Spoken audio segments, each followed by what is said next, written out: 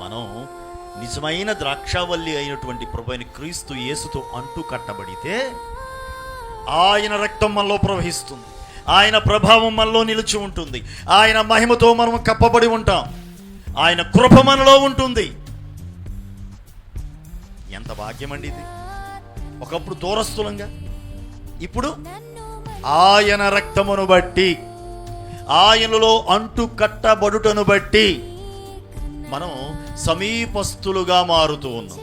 ప్రభుతో అంటు కట్టబడటం వల్ల ఆయనలోని జీవం మనలో నింపబడుతుందండి. మనలో ఏ కోశాన కూడా మంచి లేదుగా, మనలో ఏ కోశాన కూడా పవిత్రత అనేది లేదు కదా. పాపంలో పుట్టాం, పాపంలో పెరుగుతూ ఉన్నటువంటి వ్యక్తులం మనం. అలాంటి మనలను ప్రభు అయిన యేసు తన చెంతకు చేర్చాడు, తన రక్తములో మనలో కడిగాడు, తనతో మనలను అంటు కట్టుకున్నాడు. దాని ఫలితంగా మన జీవితం మారింది.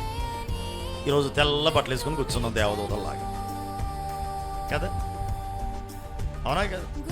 దేవునికి స్తోత్రం.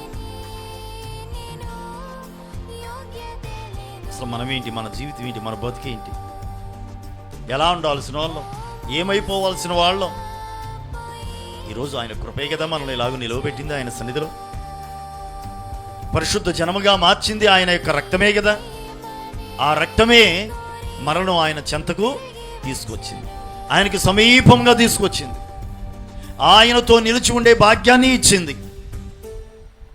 ఆయనతో ఒక చక్కని ఆత్మీయ అనుబంధాన్ని, పరిశుద్ధ కల్వరి రక్త సంబంధాన్ని మనకు అనుగ్రహించింది ఆయన రక్తం.